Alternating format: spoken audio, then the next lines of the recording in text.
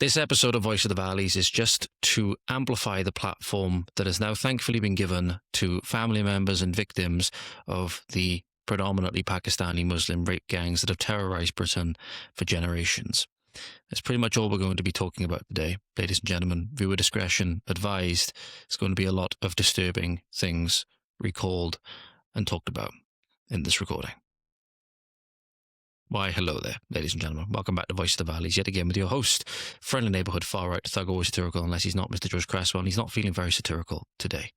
This is a re-recording. It's very, very late in the day, but I have one announcement to make before we get into this. It feels weird to talk about good news with regards to this issue, but myself and Callum Barker, the Lion of Epping, are going to be sitting down for the podcast Monday, the 9th of February 2026, very, very soon. So I want to get this out as soon as possible, which is why I'll just be speeding through this, getting everything out of this way done now, hopefully within the first couple of minutes, just to give you guys some insight. So the posts are up in the members area, so use those of you who are still on your trial period from the ones before, if you took advantage of the promotions, get your questions in by noon Saturday the 7th, noon GMT, Saturday the 7th of February. Okay. One thing I have to ask is that you refrain from asking any prying questions about Callum's upcoming court case for obvious reasons, right? And by noon, Saturday the 7th, GMT, those questions need to be in by, please. That's okay. So that's when the deadline is for those. I have one more thing to give you, though, however, 2 spaces on locals and 2 spaces on Patreon. I'll put this in now. I was going to leave it till the end, but I'll put this in now in case anybody's gone down into the description and seen it. I want to give everybody as equal chance to get access as they can. If you use code exposing, not exposing the lie, that's the last code, that's expired now.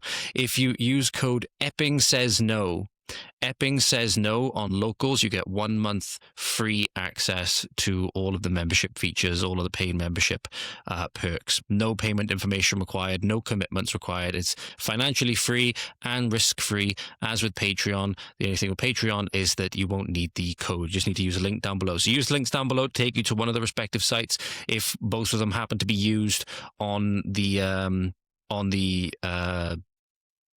one site, check the other just to make sure that there's still spaces there, but there's only 2 available on each, and I put some exclusions in place just for people who have used the promotions before, just because, you know, to give people equal access in case they missed out last time. So if you happen to have used one of the promotion codes before, sorry, you will be ineligible this time around. But anyway, getting into today. So hopefully allow some people to be able to take advantage of that. Again, those of you who are still on your trial, you still have access to all of the members perks. So feel free to comment under the post with your questions, just avoiding that one particular topic with regards to any prying questions with Callum's upcoming court case.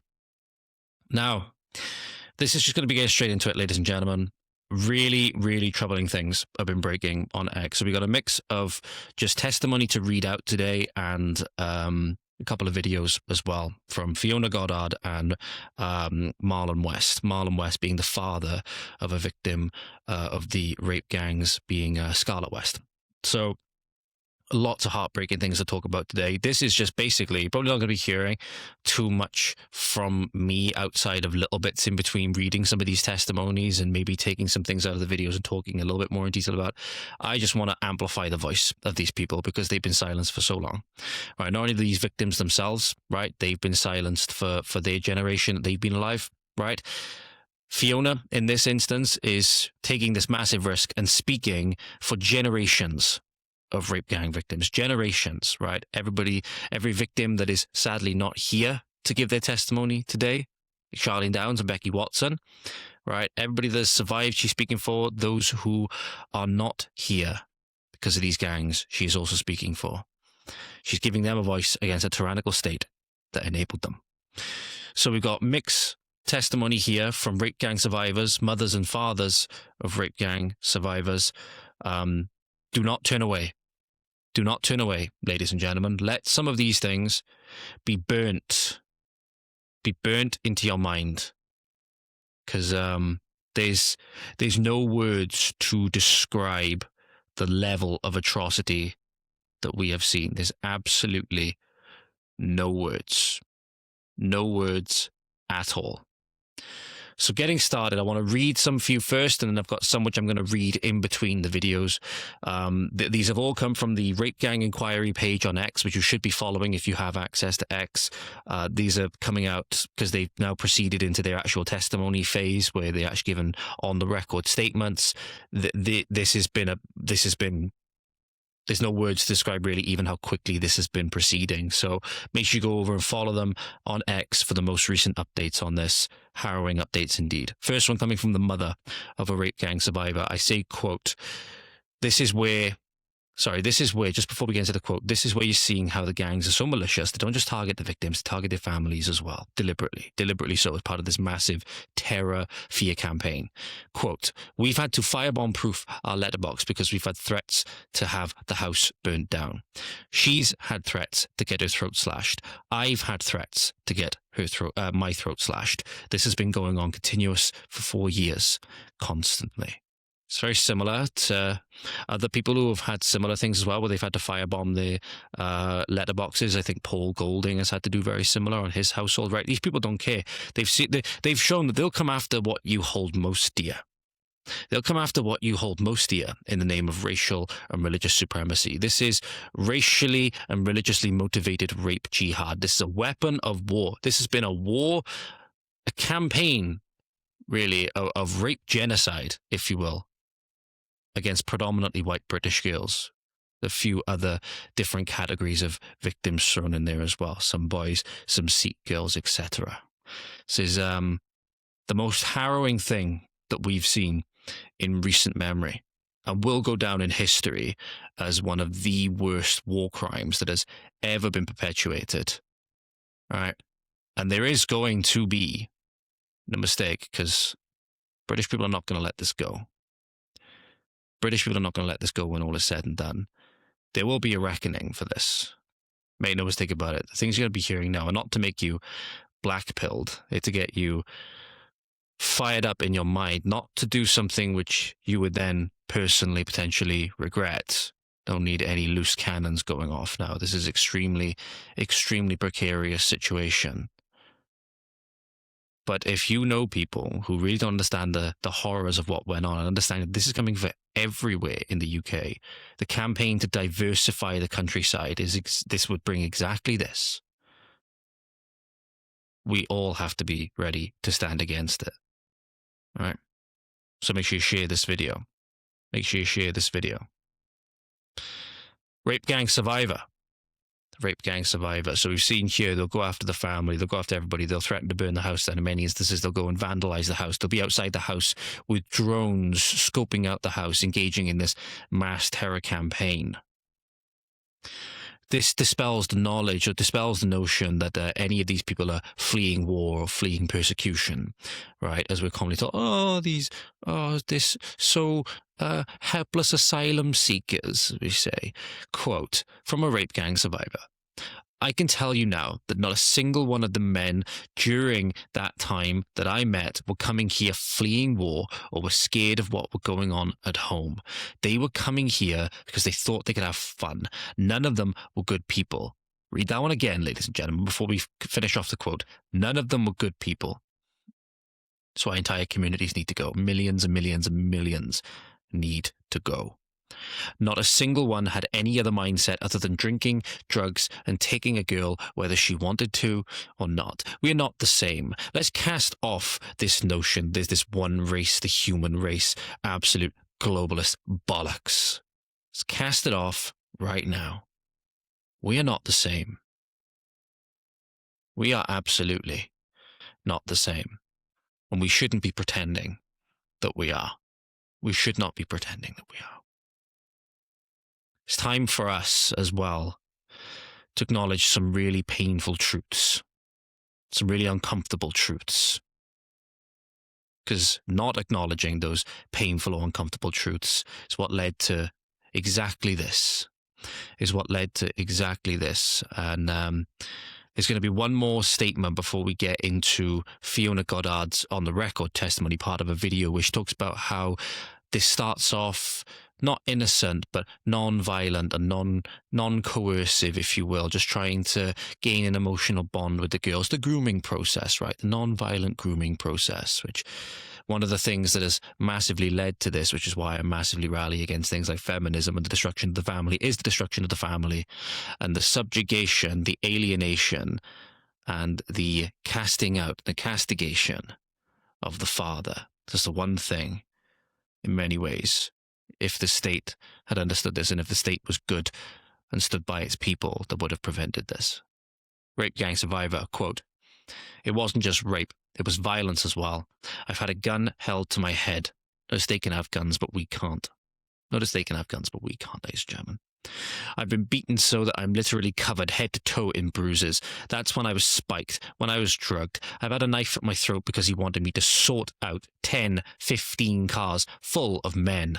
I'd get kidnapped. I don't think people realize. They think it's rape, but it's torture as well. I'd be kidnapped and locked in a room, and I'd be beaten. I'd be told if I don't do this, I'm not going to go home. So it was a lot more than just rape. Keep that in mind when you hear Marlon's testimony about how he found his daughter. Ladies and gentlemen, keep that burned. Keep this text burnt into your mind. Hell, go back in the transcript, listen to what I said, write it down and have it next to your computer or next to your phone as you listen to Marlon's testimony in a moment. But how'd they get this start? How'd they get this start? These are not stupid people. Ladies and gentlemen, these are not stupid people for all of the things we say about them. They're low IQ, they're inbred, all of this stuff. They have these massive problems. Listen to Fiona now say how one of her abusers wormed his way in and preyed on her, right? And how it started completely, kids at the time, they wouldn't understand this, right? They wouldn't understand what's taking place. How could they? And seeing the importance of the family, and particularly the importance of a strong father, and how the state has really, above all, declared war, not just on the family, not just on white people and whiteness, but fathers in particular, because they knew exactly what they were doing. Video coming on screen now. That was how it started. So what happened that night? Nothing, not for weeks. He kept picking us up multiple times a week, taking us to these parks and parking up. He would buy us alcohol from the petrol station, cigs, bring us food. He would play cards with us and listen to music, talk with us. And he would talk about our past, our history at home before we went into care. As an adult, I recognise he was trying to build up a picture of our vulnerabilities before anything progressed any further. As a child, we just thought he wanted to be our friend. That's really interesting. There's something we've noticed. So he was trying to pick up on your vulnerabilities. How was he doing that? So he was asking us, like, the other girl that was with me, her mum had died. So he was asking about how she felt about that and all the ins and outs of that with me. He was asking about what I'd experienced at home. It was like he was trying to realise what we were lacking, so then he could offer us it, which would then build that emotional bond between us and him. Is it fair to say he was... Before we carry on, so the guy's now asking, is it fair to say that he was testing the water and everything like that? And obviously he was, and it gets worse as we'll go into the last part of this video now, ladies and gentlemen. You're seeing here how many things are interlinked. The one thing we're seeing maybe with this intersectional framework, as the leftists like to go on about, maybe seemingly holds some weight, is the intersection between all of the different aspects of the state in the facilitation of this gang rape and torture and trafficking of British girls, right? You're seeing here about how this groomer was asking about life at home before they went into care. So fractured families, the care industry, right, which should be known as rampant with abuse in and of itself.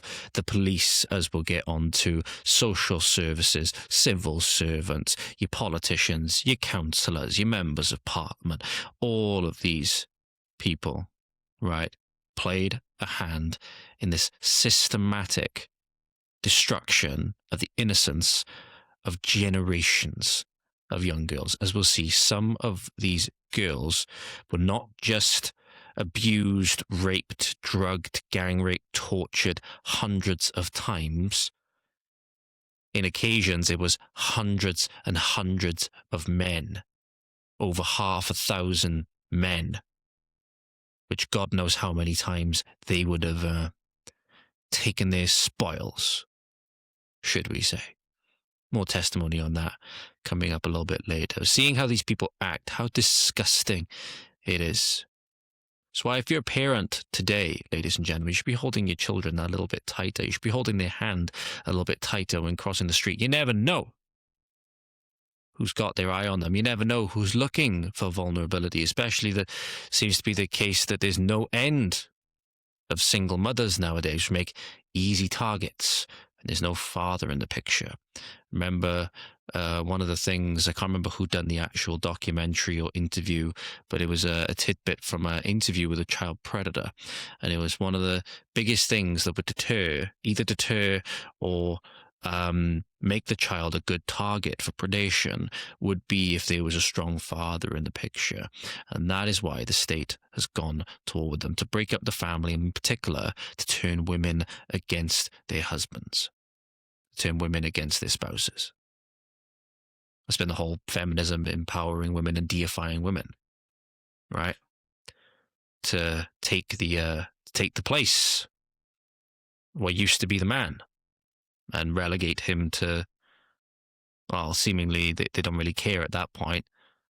Doesn't matter how he feels about the whole thing, right? Because he's obviously an evil oppressor, an evil patriarchal oppressor. But yet the increased feminization of society has only brought more of this, and it makes you wonder why so many of our MPs, especially the female ones, it's quite puzzling, are not directly involved in this cover-up as well, but voted against an inquiry into the grooming gangs, and now they're going into talking about the Epstein child abuse and trying to put on a brave face with regards to that, because they're trying to deflect from accountability because they know this inquiry is going on. And they're trying to deflect in every single way, shape, and form from it because they know their culpability in it. Know that every single rung of government is responsible. Every single, likely in some way, public service is going to be responsible. And that's why there will be a reckoning on all of these things, and you will see and hear wailing, gnashing of teeth, right? Gnawing and gnashing of teeth on a scale I don't think anybody's seen before. Because make no mistake, the devil is here. The devil is here, and he's been here for a long time. Yes. What support network you had around you? Yes, and I also think the first incident was also a test in the water. So one night he took us to a dingy hotel, one that's used for like brothel work. Just something this, but so he picked you up from the children's home and took you to a dingy hotel. Yeah, he said that he didn't want to drive around all night. He wanted to be able to drink with us and have fun. We'd been out with him for a number of weeks at this point, so we felt kind of lulled into a false sense of security. We went to this hotel and... You can't expect the kids to know this, right? What kind of adult wants to go drinking with children? Should be a massive red flag to anybody. But as we'll get on to a little bit later, nobody cared. And that's the really, really sad part, is that nobody cared. And we drank, we had vodka and Lucozade bottles, and we tipped half the Lucozade bottles out and pour it in with vodka instead. And we were drinking that in the hotel. I remember my friend being really drunk, and there was a double bed, and like I was laid in the middle, she was laid at one side of me, and he was laid at the other side of me. And then he waited until my friend had gone into the bathroom, and then she stumbled back in extremely drunk, and he pushed his hands down my pants and sexually assaulted me. Absolutely disgusting. There's no words. There's no words. Just think, the only situation in that situation, the only thing the girls would have had to rely on, or the only other people other than themselves they could have relied on, is the friend, right? Is the other. So you take the other out of the equation by incentivizing, massively underage drinking to an extent that not even adults could cope with. for the most part, and well, then you're free to do what you want, aren't you? And God knows what. She likely would have passed out drunk, you know, fully sedated, passed out drunk, whatever else, and God knows what would have happened then. Another thing you might be thinking, ladies and gentlemen, we heard about, again, the complicity of all the different services. What about the police? What about the police? Well, there's one example here that Fiona also recounts of a time where she fought back. A time where she fought back and caused the perpetrator to flee in a car. It wasn't him that was chased. It wasn't him that was arrested and targeted by the police. No, as you can imagine, it was her, as per the ever glorious, ever accredited, you know, upstanding, morally upstanding, well, whatever police this is. They're all riddled with the same infection. In the serious case review, it was acknowledged that my criminal record should be squashed because I only have convictions aged between 13 and 18, which is exactly the years that I was abused. One of them is for possession of a lethal weapon in a public place because one of the men were beating me in my house and there was a full night of horrible stuff going on, and he sent me in the kitchen to make him a pizza. And as I was cutting the pizza, I just started threatening him with the knife, and I karate chopped his arm with it. And he went, and then he came back and he started kicking the door. So I left the doorstep and I chased him to the car with the knife. And at the same time, a police van pulled up. So one of the neighbours must have rang. They must have heard the screaming and stuff. And the police instead let him drive away, and they arrested me for possession of a lethal weapon in a public place because I left the doorstep. Surely, if you see a child running out after an adult male of foreign origin, knowing this pattern, I refuse to believe the police wouldn't know that there was this pattern at play. We've seen how far back they've known about this stuff. We know that they've, in many cases, been accused of facilitating this kind of stuff. The case of Peter and Avril Griffiths, for example, many of the boat parties were these disgusting people, you know, disgusting monsters. I won't say animals because it's an insult to animals. Even animals are not that bad. You know, these disgusting monsters would rape young children on boats and stuff like that. There have been accusations that police were there and maybe not directly partaking in it, but facilitating it, threatening victims and so on. What do you think if you see that scene, ladies and gentlemen? You run out and you see a child chasing an adult with a knife, and the adult scarpers into the car and gets away. What do you think? Do you just take it as you've got a murderous Chucky on your hands? Or maybe that there's more at play? Because I refuse to believe, again, the police didn't know what was going on. Because we've seen how complicit they are in all of this. There's more testimony for that to come, ladies and gentlemen, which will highlight that. No, this was a part of their persecution campaign. This was part of their terror campaign.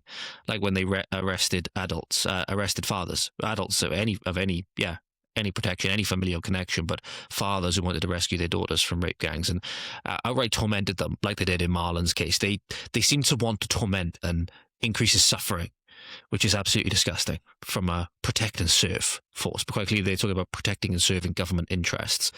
And sadly, as we've seen, this was well within the government's interest, which is why they need to be dealt with, right, the way that we dealt with the criminals at the end of World War II, right? There's a reason why Tony Blair, even though this long predates him, removed the old penalty for treason, which was death, and replaced it with life in prison. You not think this is part of a concerted campaign? Everything's been done to rig the deck in their favour. The House of Cards, however, will collapse if we keep putting the pressure on. If we keep putting the pressure on. Right now, every single one of us needs to be behind Rupert Lowe 110%. He'd be willing to go for the wall for this. Go to the wall for this guy. It seems that he's willing to go to the wall for us. Right? This is more of Fiona Goddard's testimony now. And part of this video talks about how many she would have to, deal with. And this is where you're going to see the first probably times where you've seen this retweeted or reposted, ladies and gentlemen, where they called it the party house. I'm just trying to find the relevant quote. A moment. So I'll bring this up on screen for you now. Just like I said, ladies and gentlemen, don't look away. These people need you. We're between maybe 25 and 30, but then as we met these, we then got taken to meet older and older people. What's the oldest man that you met? One of them prosecuted I think he was 44 when I met him. And these are all Muslim Pakistani men? Yes, I think I was abused by between 50 and 100 men. Out of that, there was only 2 that weren't Pakistani. 50 to 100 men that's a terrible thing that's happened to you, Fiona. Are you happy to carry on talking about that? Yep. So over what period of time was that? So from the Kai records say 14, but I'm pretty sure I know my timeline, and it was 13. Yes. 13 to 18. In your statement, you say pretty much every single day for the 4 or 5 year period. So my serious case review does document that I was missing on almost a daily basis. I'd say a good 5 times a week. I'd normally be there for a few days and then go back to the care home, because eventually when I was about 15, we got taken to a man's house who has been convicted. And at one point I was basically living in the house. He had a little small box room, and it was just had like a divan bed and a mattress and loads of storage boxes in there, and there were no bedding or out like that, but that became my bedroom. And I'd stay there for days on end, and then I'd go back to the care home for maybe like one day and then go back there for days. So when you were there, it's a terrible question to ask a lady, but we are here for this. How many men would arrive? So you were there for 2 nights. How many men would arrive over a 2-day period or So 3-day period? They called it the party house. So there were constantly men coming, anywhere between 10 and 20 men at any one time in the house. Every now and again, there'd be like just these 4 or 5 consistent ones. And this is why entire communities need to go. They had something called a party house, which was celebrating and having a party with the gang rape and torture of young British girls. You had 10 to 20 men at any one time, 50 to 100 men who were doing these disgusting acts. Fathers and uncles, brothers and so on, cousins, all getting in on it together. It's absolutely disgusting, degenerate community. And then you had people who covered it up. People who, due to greater loyalty to their own tribe or to the Ummah, would cover it up. Would cover up, but they say that it was racist, it was Islamophobic. And that's why none of them can be trusted. Their welcome was outstayed generations ago. To say it's outstayed now is just it's not even stating the obvious. It's like, it should just be the norm. It should be as easy to say and as, as prevalent everyday dialogue as hello was, all right, how you doing? These people have outstayed their welcome. They need to go. Millions upon millions upon millions of them need to go. To expand on this quote, because I think we can tell that it's coming from Fiona now, there's a little bit of a expansion, which I think the video cut off. Any time between 10 and 20 men at one time in the house, the party house. But one time on Eid, I remember him shouting at me, telling me I had to get friends out because his relatives were coming up from Birmingham to celebrate Eid, and they were expecting girls to be waiting here for them. Think about that the next time you see those fucking lights up in London, ladies and gentlemen, that to celebrate Eid, they celebrated Eid with their rape, jihad, torture conquest against British girls. Think about that and keep thinking about it. And when you think that you've thought about it enough, keep thinking about it some more. That's why every one of them need to go. That's why remigration, as I come to realize rather uncomfortably, might add, is the moderate solution. is the moderate and kind solution for these communities. It's a kindness they don't deserve, quite frankly. Another testimony from a rape gang survivor. I'm not sure if this is Fiona because the numbers are different. It started when I was 13. I was raped by probably about 600-700 different men over the 3 years. In a 3-year period, 600 to 700 different men. Just let that sink in. Because as we talked about before, Posey Parker made this point. It was something I'd never thought about before, somehow.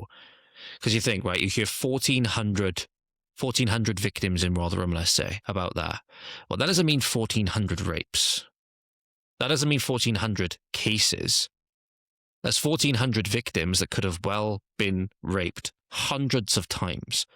So the actual rapes, in terms of number, are well up in the hundreds of thousands with let's take a 100 per, per girl in Rotherham, which is a conservative estimate, as we've seen. The higher end seem to be about 600 to 700 different men, meaning if every single one of those men only raped this girl once, that still dwarfs that number of 100 per girl by a factor of 6 to 7, right? That already takes you up to 140,000 if each of those girls was raped 100 times. Conservative estimate. Now think about it if that was the case with this girl, who every single one of these 600 to 700 different men wanted their spoils. And then you've got 600 to 700 times by 100 if each of them had their way 100 times. And you end up with 60 to 70,000, I think, thereabouts, on this one girl alone. That could be the worst case scenario. You've got tens of thousands of these cases just on one girl alone. Just, if that doesn't make you feel sick, if that doesn't make you feel that you want to go do something that's going to get you put in prison, and you shouldn't do that, obviously. Right, it's not the way. That's just not the way right now. Then there's something wrong with you. If you don't feel that way, there's something wrong with you. Another thing which broke today, ladies and gentlemen, after my first recording, which is why I wanted to re-record this, it's also a short clip from Fiona now talking about girls potentially being trafficked overseas and police complicity. See what she has to say. There were also some police officers that had conversations with these men when they were moaning about the police turning up at the house, and they said, if you get her to sign herself out of care, then we won't have to turn up again. You can do what you want with her then. And then that's when they started encouraging me to sign myself out of care so they could traffic me to Kashmir. They said they wanted to take me back to meet their families. So luckily I didn't have a passport, otherwise I might not be sat here right now. Let that sink in. Police were incentivizing these groups to try and get these children to sign themselves out of care so they could traffic them back to Kashmir. That's possibly one of the most damning things I've heard of police involvement. Police involvement now quite literally in aiding and abetting child sex trafficking halfway across the globe. And Fiona said, luckily I didn't have a passport at the time, or I might not be sat here right now. I just think she's not lucky for the things that she's been through, but with the way things are changing in the UK at the moment, I think it's certainly better, even with the threat that these communities pose to the victims and their families, as we've seen, certainly a damn sight better than being stuck out in Kashmir with the culture and the people out there where this is only going to be incomprehensibly worse. Just let that sink in, as if you thought the police couldn't get any fucking lower, ladies and gentlemen. As if you thought they couldn't get any more demonic. That they were saying, as if it was coming straight out of the devil's fucking mouth. See if you can get her to sign herself out of care. You can do what you want with them. We won't even have to come back. Literally, police showing that they actively don't want to do anything about it. It's not the case of I would imagine this is the case with some officers. They want to do things, but their hands are tied deliberately. Right? But this is a case now of just pure evil on a scale that you cannot comprehend. you cannot comprehend this. And to try and say then how somebody gets here, right? You think of the Auschwitz, or I'm trying to think of a name for, trying to think of one of the names of the gulags in the Soviet Union, but none of their names are coming to me at the moment. They're escaping me. You think of the guards in those camps, right? How cruel they can be. Let it sink in how easy this can sink in, because no doubt you know people who are in either the police or public services of some kind, right? Particularly the police. Probably know people. And this is what many police constabularies were doing. Think of Ian Watkins and how they didn't want to pursue charges against him. They didn't even want to pursue any kind of investigation. And then the minute they got exposed for their incompetence and potentially even in, pseudo involvement by his ex-partner, who essentially had turned double agent, right, and incriminate herself, they tried to then go after her. It's disgusting. And it's not just the victims, ladies and gentlemen, they wanted to torment, and they wanted to put in this disgusting kind of peril and danger. It was the families, in particular the fathers as well. This is Marlon West, father of Scarlett West. So have a look at this story. Remember this. Remember that one statement I asked you to remember, ladies and gentlemen. It wasn't just rape, it was violence as well. I don't think people think they see that it's rape, or they think it's rape, but it was torture as well. Keep that in mind when you hear now about Marlon's fight and finding out where his daughter was.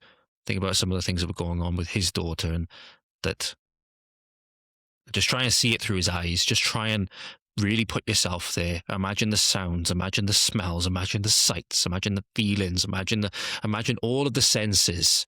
Close your eyes if you have to.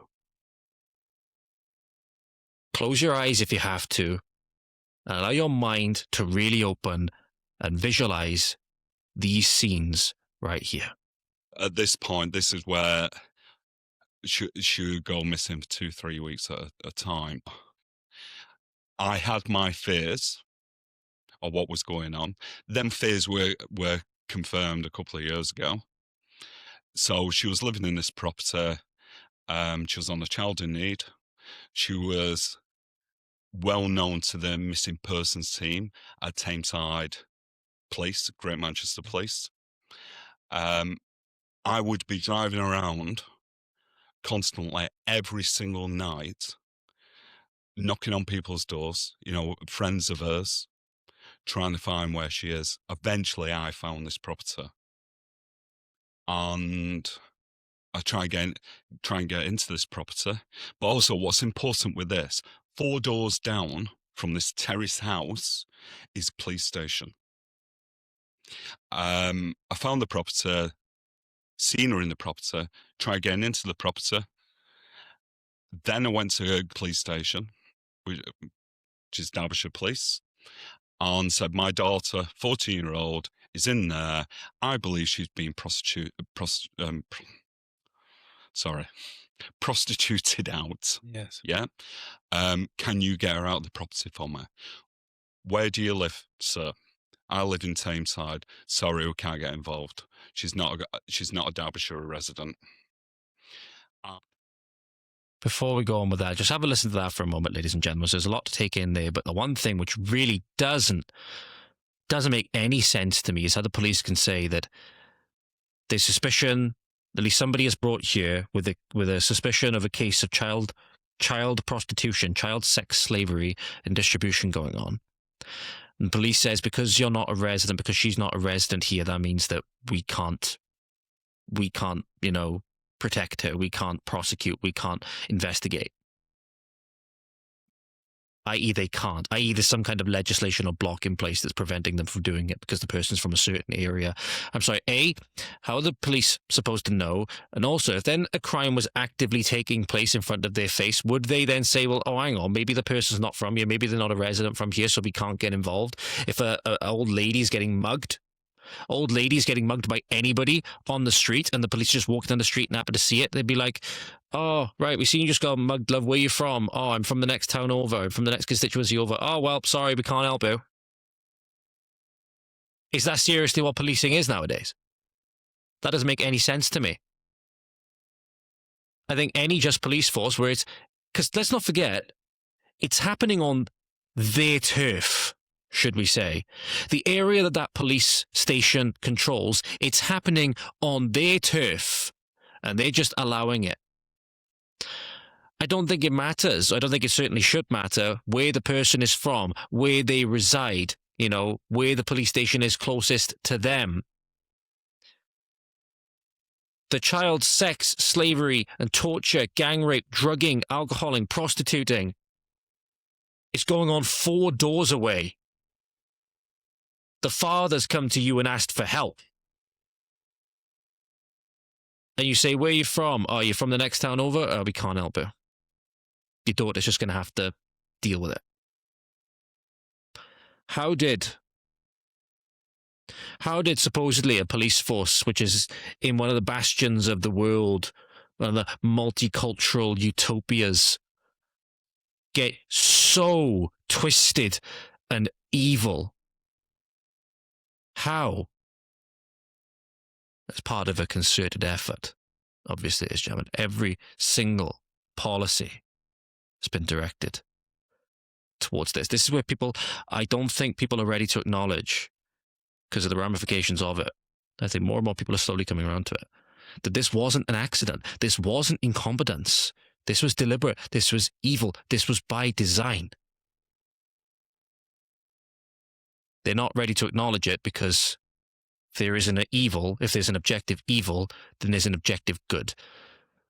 Many people aren't willing yet to try and acknowledge what that means, because they want to be able to justify the things that they do that would be objectively wrong.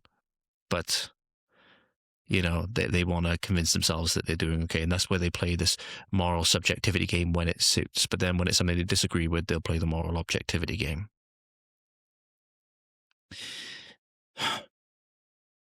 So it's not going to just be returning to, you know, faith that's going to do it.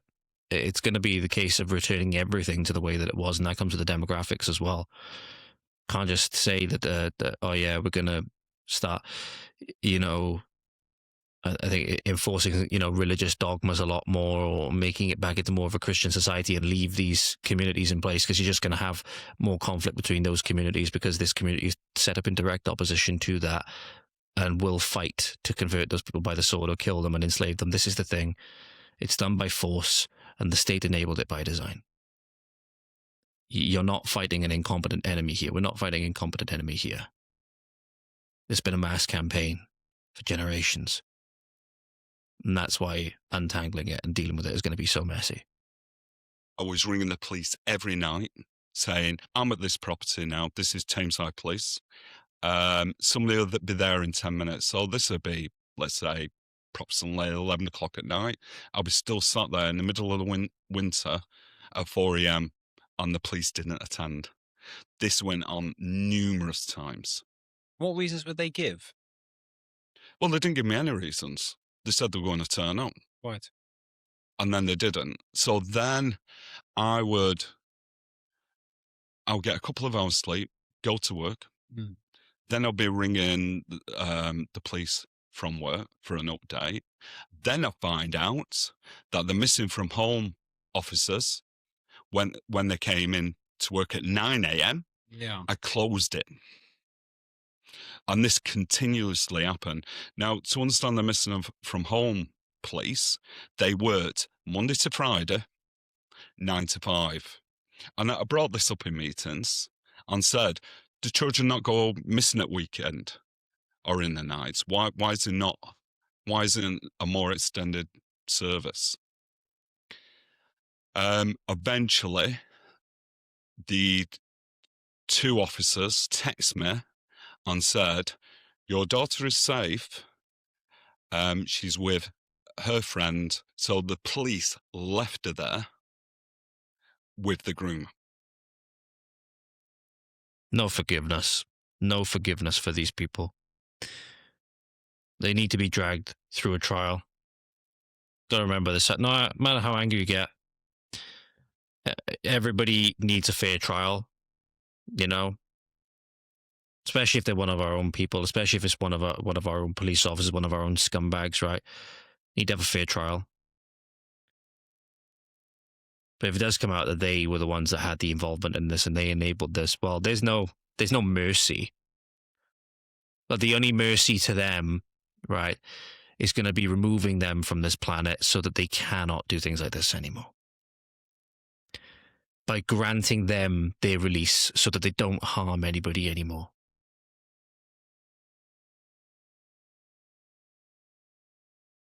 I suppose that's one of the kindest things that could be done for these people and for society, because at least then you know that, well, at least, you know, they're not going to do any more harm to anybody. Disgusting people that turn up 9 to 5. Apparently, kids only go missing from 9 to 5 on weekdays. You know, it's a bit like nobody gets ill outside of 9 to 5 on a Monday to Friday, or outside like 8 or 7, whatever time your GP is open now. You know, hospitals that are closing down all the more their services. You know, you got to go, you know, miles and miles away to get to an emergency department if you're from where I'm from. You know, the nearest hospital doesn't even have an accident and emergency, and they've closed down many accident and emergency clinics, which is why the one that we do have, the closest one, is always massively overcrowded, and that overcrowding very nearly resulted in me losing my life if I'd ended up having to wait for the treatment any longer that I needed. Apparently, people only get ill during the working week. And apparently children don't go missing on Saturdays, Sundays, Fridays, in the nights. How do you reform this? How do you reform this when you hear statements like this? I remember being with my friend, this is from a rape gang survivor, and she lived in a children's home. They would come and pick us up from outside, and the care home would ring the police and tell them, and then the police would come out and they would call us prostitutes. I don't think the services, even down to social services, I don't think they really cared. We've spoken about time before, the social services worker that was there with a young girl who was being, you know, abused and groomed by this disgusting, you know, foreign usual suspect, should we say, and had been coerced into this Islamic wedding ceremony, and the co-worker knew that she was coerced into it, could not consent, all of this stuff, right? And was at the wedding, giving a tacit endorsement. I think that they had thought the same as most other people, that we were prostitutes and that we wanted it. Imagine that speaks about the societal rot, that there can be such a thing as child prostitutes, and we think that, oh, the children just want to have sex with all these men, and that is somehow permissible. I don't think they saw it how it really was. It was grooming and rape. They blamed us for it. It was our choice, when nothing could be further from the truth. Woe to those who call good evil, and evil good, indeed. It's another rape gang survivor talking about the police and their complicity. He, assuming the groomer and the rapist, took me to the police station and forced me to retract my statement on one of the other men. Again, talking about tribal loyalty, ladies and gentlemen. Tribal loyalty is apparently only evil when white people do it. You know? If they want to go and set up their own communities away from all kinds of foreigners and just have their own people, like return to the land, or like the couple of the Welsh people were doing, and they're called fascists and all of these things, white supremacists, when they want their freedom to associate.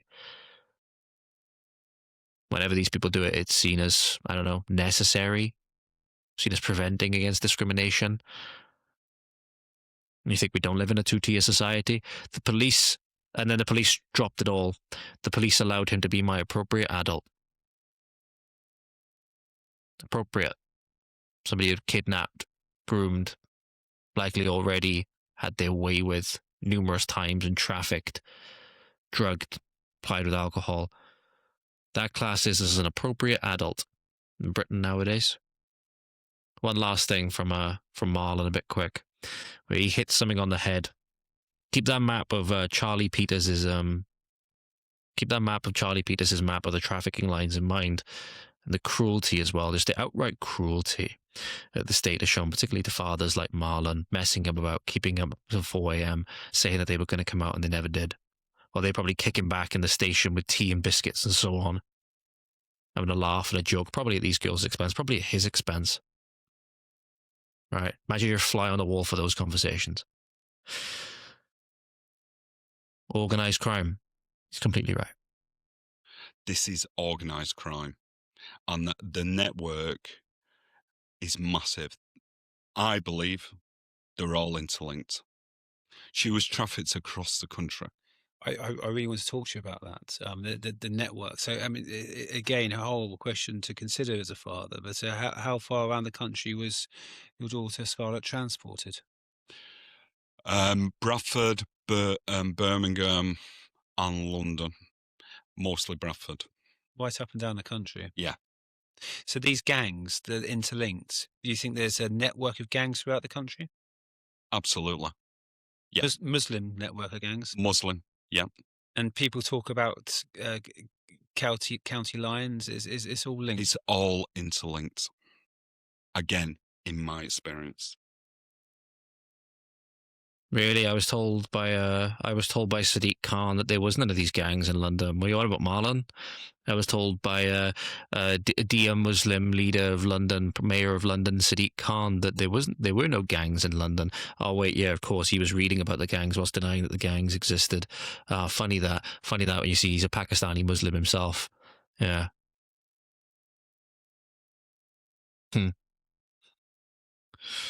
Betrayal after betrayal after betrayal after betrayal. Imagine that the next thing you know, depending on where these guys were located, where they were living, the daughter could be hundreds of miles away. And you're completely powerless because you know that the police station, police chief, whoever it is down there, is probably suffering the same fucking mind virus, probably under the same mind control as the mindless goons that you dealt with before. Because this is a nationwide problem. This is a nationwide problem. It's important to remember, ladies and gentlemen, this is not history. This is present day. This is still going on now. Just have a little think. Like I've said before, right now, there's a young girl in captivity somewhere, or a young boy being subjected to heinous things, right? All of the stuff that we've read about right now is still going on. We only know about these details and these testimonies now because of one man in particular who's doing more than anything to get justice for these victims and their families, and that's Rupert Lowe. It's why I want to shine a light on somebody whom, when he first made the announcement that he was going to fund a private inquiry if the government didn't, we were all massively elated. And then there are no words for the bitterness. There's no words for the taste this man leaves in his mouth. The more and more you listen to him, and the more, ever since we progressed from 2024, prior to the election, when he was strong in his rhetoric, called it the immigration election, talking about the problems with Islam and so on, said that he was going to fund a private inquiry, never did, used as a political football. A disgusting scumbag, nothing more than containment, in my opinion, Nigel Farage. And I say that as a person who's Reform's biggest fanboy going into 2024. Looks like a massive fucking idiot now, doesn't he? Thanks, guys.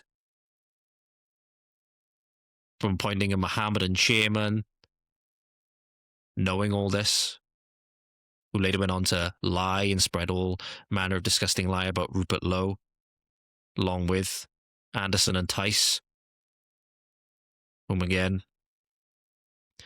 Tice with his favourite wall to touch, and Lee Anderson, you can't throw him very far, so you're not exactly going to trust him very much. As this is going on,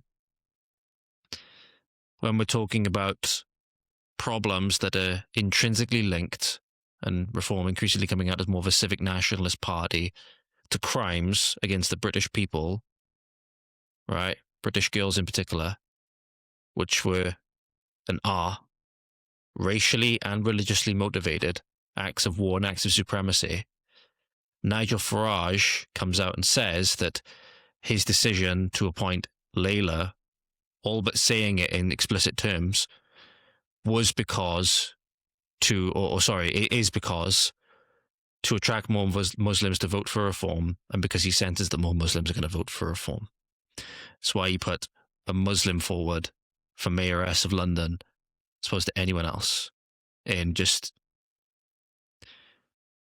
it's the reason why people are saying that he was never the man for the job and he's nothing but containment. And you look back across some of his past political ventures, you can see that now. You see that when he resigned after Brexit was announced. It's like, right, my job's done. I've scuppered it. You know, not so much scuppered it as in secured Brexit, and that was the scuppering, but like, right, it's time to let this be betrayed. It's time to let Brexit be betrayed and discredit all of the nationalist initiatives, because look how much people think that Brexit didn't work when Brexit was never delivered. People ordered something, they never got it. And then they said, well, look, the item was shit anyway. Well, look how shit the item is. Be like, how can you say you never got it? Couldn't have come at a worse time. Truly, truly disgusting from the supposed opposition. We've got a Muslim woman who's going to stand for us for the Mayor of London contest against Sadiq Khan. So, no, there are plenty of members of the Muslim community who will vote for reform, support reform. The difference here, of course, is that for many, many years, the Muslim vote was viewed by Labour as being a block vote. They turned out and voted for Labour in their droves. That has changed a lot. We've got a Muslim. So he cares about courting the Muslim vote, cares about courting the foreigner vote. They're not a nationalist party. They're not anything resembling a patriotic party. They don't want anything to do with the British people. In many instances, people who they deem as too extreme or whatever, right? They say they outright don't want. They'd sooner have foreigners than those British people, right? It's absolutely disgusting. It completely accepting demographic replacement and adapting accordingly, and the associated cultural detriments that will continue to come from that. They've shown that they don't want the British people. They don't want their vote. Presumably because he thinks that they're not going to be around too much longer anyway. Can you imagine, with the declining birth rates and the ever-increasing abortions and the euthanasia and so on? Like, oh, well, it's more politically advantageous for me to start courting the foreign voting blocs as well, betraying everything that reform was ever meant to stand for. I say there's probably some good people inside reform. Laura Ann Jones seems to be trying to do some good work for Wales, right, for the most part. But the leadership needs to go. The leadership is like an animal farm when the pigs become indistinguishable from the humans. The leadership of reform becoming indistinguishable from Labour and Conservatives. Well, they literally are becoming the Conservatives. So much so to completely either incompetent, or it was either a Freudian slip or complete incompetence. The two of them, Robert Jenrick and Suella Braverman, went in and voted along with Labour with the lifting of the two-child benefit cap against the rest of Reform's votes, because they seemingly got confused. So at best case, it's an incompetence. At worst case, it's a Freudian slip. Not people who we need. Not people who we want. Probably people who belong instead of a cell. And possibly worse. And I think maybe he's anything but controlled opposition and containment now. He seems to even be parroting the line that many of the even the left, like the Lib Dems, are parroting at the moment, that Jeffrey Epstein was a Russian asset, which is quite funny. He admitted himself, i.e. Jeffrey Epstein admitted himself, if I can find the email to corroborate this, I will, that he was a Rothschild representative. He was a Rothschild's representative. I must have forgotten to do it.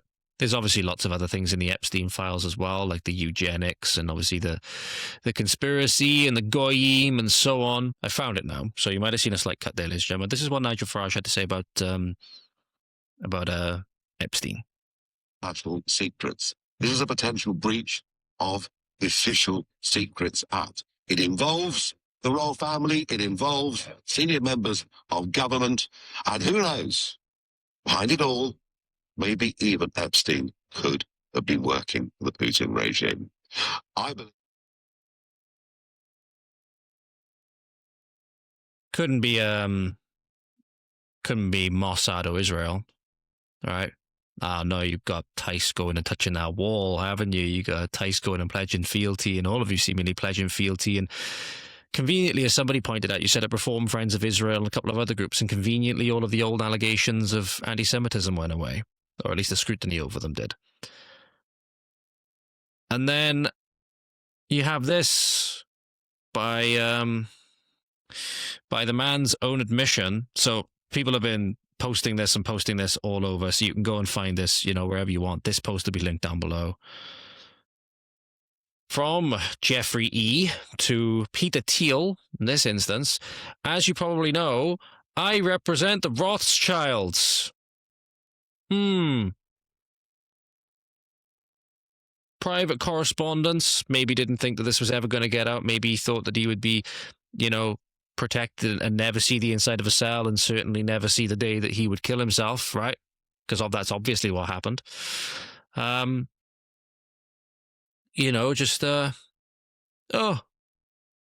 probably works for Putin. And when he's seemingly also been involved in, activity with Zelensky against the Putin regime, as many have also observed in the emails. So it's be something to go over at length in another episode, ladies and gentlemen. Like I said, this was to give the floor to the rape gang victims, but it's important to highlight this as well, with our supposed dear opposition leader now looking all the more like the pigs in Parliament every single day. We have to think of our options now, and it certainly seems that Rupert Lowe is going to be fielding his own political initiative, whether it's a party or whatever. I certainly think at that point, if he's going to keep the track that he's on, everybody has to be behind that 110%. Have to be willing to go to the wall for it. Have to be, willing to go to the wall for him, because look at the things he's been through for us already. The things he suffered at the hands of Reform. Look at the boos and the jeers he's getting in the Commons every single day. The work he's putting in for the rape gang inquiry. He deserves it. He deserves the support. So get ready, ladies and gentlemen. Get ready. Like I said, I don't think we have reasons to be massively blackpilling or anything like that as of yet.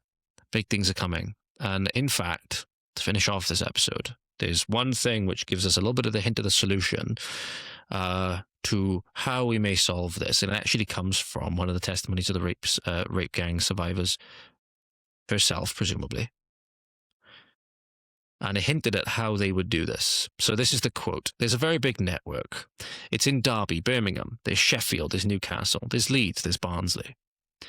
So you get taken to, say, Burton, and then he'd take you to a house, and then he'd send men in, like a conveyor belt. Like a conveyor belt. Well, conveyor belts don't only just go into somewhere. They can also go out of somewhere.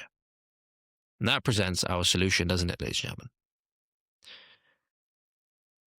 Merciless, unwavering remigration. Like a conveyor belt. Like a conveyor belt in, we go like a conveyor belt out. Remember the Berlin airlift? Remember the Berlin airlift when Stalin tried to put in a blockade around West Berlin for land routes into West Berlin? So then Truman, the president at the time, in order to keep West Berlin supplied, ended up sending so many aircraft over into Berlin every day that it was just absolutely, the Soviets couldn't keep up with it, Stalin couldn't keep up with it, and they were, after a brief period of uncertainty whether it was actually going to work, they were just like, when everybody pulled together, they had this amazing, effort of bringing more and more and more supplies in than they could ever know what to do with, to force the Soviets' hand to then remove the blockade. Well, let's Berlin airlift these people back to their lovely homelands. Should we? Just meow, meow, meow, meow, meow, meow, meow, Just constant planes. Just constant planes. Round them up, away you go. Round them up, away you go. Round them up, away you go. That's what it's going to come to. That's the moderate solution. People are not going to like it so much if it doesn't go that way. It's going to be a lot worse.